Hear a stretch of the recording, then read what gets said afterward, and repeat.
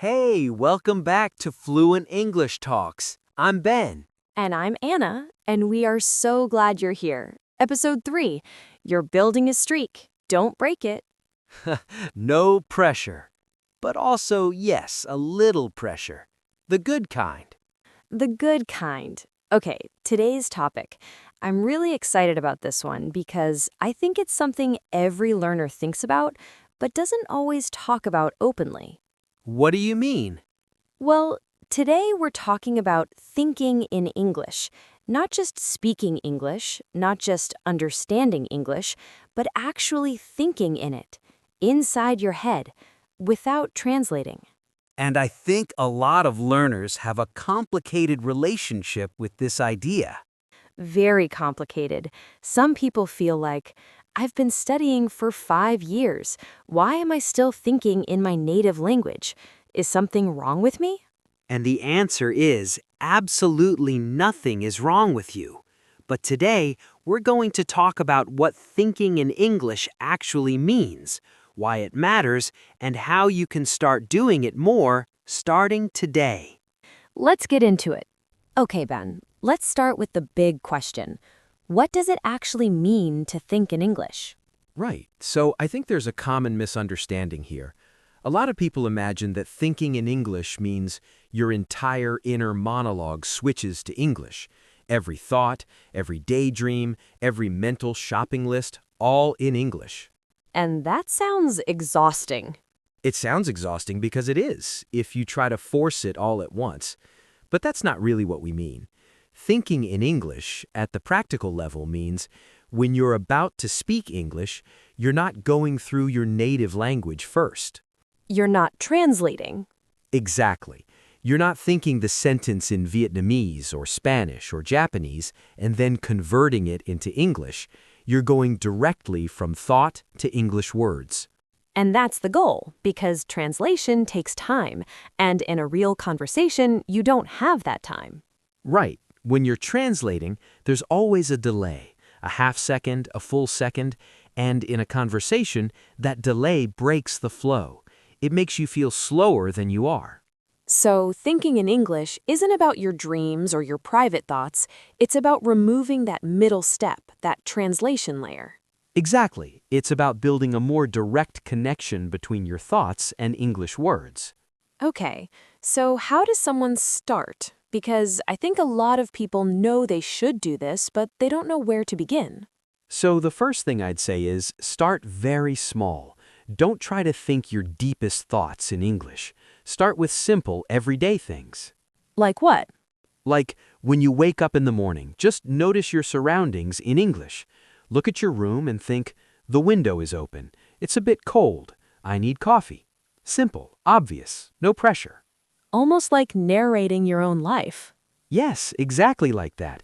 You're a documentary about yourself, and you're providing the voiceover. I love that image. And the beauty of starting with simple, concrete things is you already know the words. You're not searching for vocabulary. You're just switching the channel, so to speak. Switching the channel from your native language to English for just a few minutes, for just a few thoughts. And those few thoughts become 10 thoughts, and 10 become 50. And slowly, over weeks and months, English starts to feel like a more natural place for your mind to go. It's not a switch, it's a gradual shift. Always a gradual shift.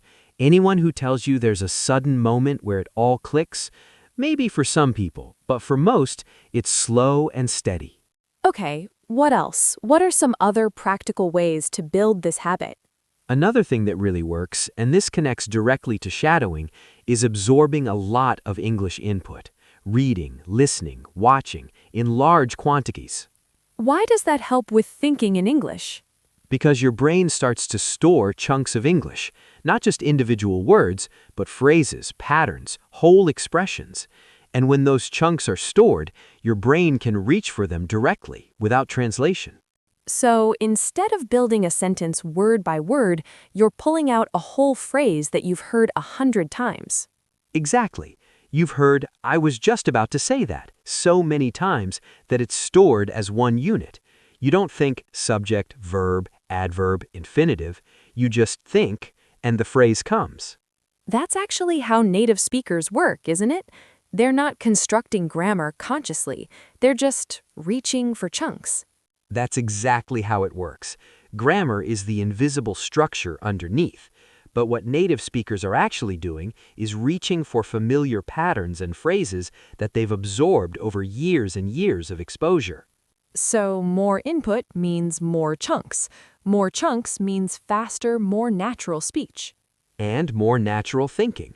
Because the same chunks you use to speak, your brain starts using them to think as well. Okay, I want to ask about something a little sensitive. A lot of learners feel guilty for thinking in their native language, like they're doing something wrong or they're not advanced enough. Oh, this is so important to address. Please, do not feel guilty about this. Your native language is not your enemy. It is an incredible tool. It really is. Translation is actually a valid cognitive skill. Interpreters and translators are incredibly skilled professionals. There's nothing wrong with translation as a tool. The issue is just when translation becomes the only route, when you can't access English without going through your native language first. Right. The goal is to have more routes, to have a direct route, but also keep the translation route as a backup, not to destroy one to build the other.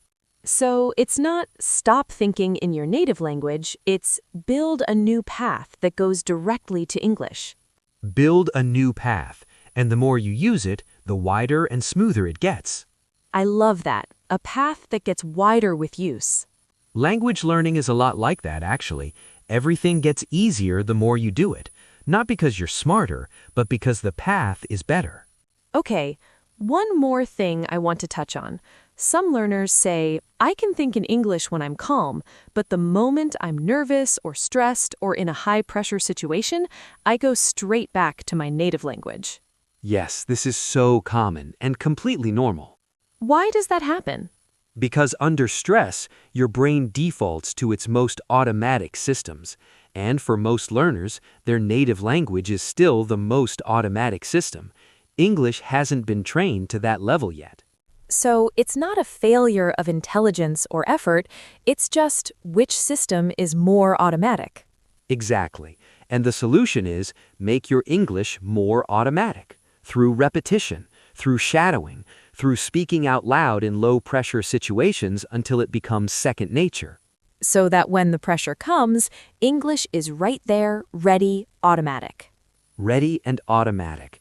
And that takes time, but every low-pressure practice session, every 10 minutes of shadowing, every narrated morning routine is depositing into that account. Depositing into the account. I really like that. It adds up. It always adds up. And that's it. Thinking in English. Ben, that was a really thoughtful one. Thank you. I think this topic touches something deep for a lot of learners. It's not just about language. It's about how you relate to your own mind. It really is. And I hope today helped some people feel less guilty and more curious, less frustrated and more patient. That's the goal, always. Okay, your challenge for today. Tomorrow morning, from the moment you wake up to the moment you have your first coffee, try to narrate just 5 things in English, out loud or in your head. 5 simple observations about your morning. The room is bright. I'm hungry. The shower is warm. Anything. 5 things. That's it. Small, easy. But if you do it every morning this week, by Friday, it will already feel more natural than it does today. Tell us in the comments, do you ever catch yourself thinking in English? When does it happen? We'd love to hear. Subscribe if you haven't yet. A new episode every day. Always slow, always clear, always something you can use right away. Transcript is in the description. Read it, shadow it, make it part of how you think. Thank you for being here. 3 episodes in. You're doing it. Take care of yourself, keep going, and we'll see you in the next episode. Bye for now. Bye, and remember, every English thought you have today is a tiny deposit. It all adds up.